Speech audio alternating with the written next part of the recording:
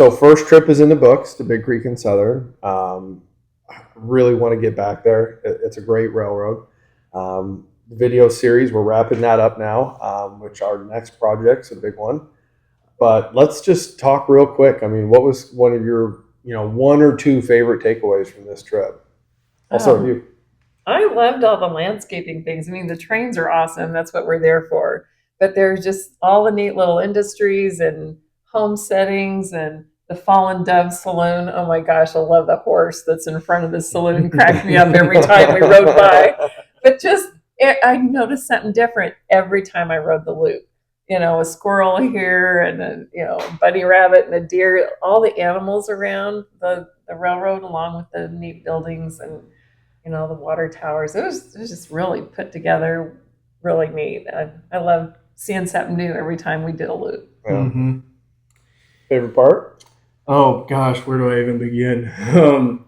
Yeah, just learning the railroad and getting to see all the amazing people and that we've gotten to meet on this trip, and all the equipment, the locomotives, the rolling stock. And another cool takeaway that I just now thought of was the bridge that we had went on, where they actually dedicated to a fallen member of someone who was a member of the club or used to come out there all the time. He passed away a few years ago. Scott, that's right.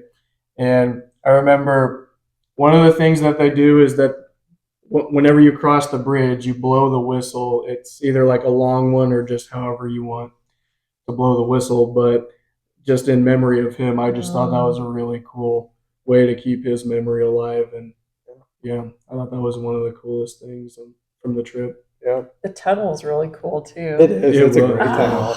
Yeah. Mm-hmm.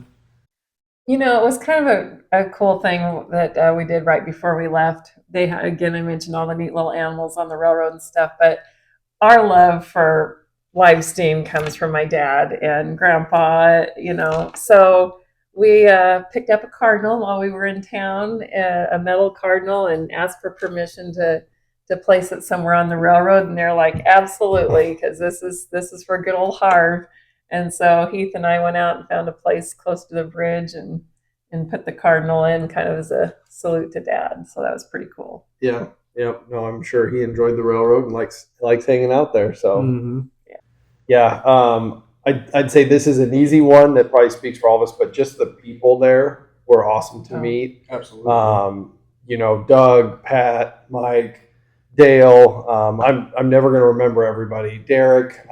But there were so many great people. But to me, there's something about just running on a railroad with operating signals. That's just awesome. Yeah. And especially when it's not just a signal that's telling you, hey, there's a train ahead of you. But when you get into that bi-directional track and, hey, you're in the siding here for a while until the train comes through. Like, that was really cool. And I do look forward to next trip getting to participate more in the op session, just because the main day I missed from being sick. And I think being able to operate off radio is really cool. It's kind of a different dynamic. So I really look forward to that. But no, it was a great trip. Could not thank them enough. And I look forward to getting back there. So was a great time at Big Creek and Southern. Like I said, we rolled out probably 4 or 5 videos from this. And I think everybody's kind of shifted gears now. Trade Mountain, Triennial sneaking up on us. We are under 100 days from going out there. Oh boy! And we've got a list of stuff to do. We were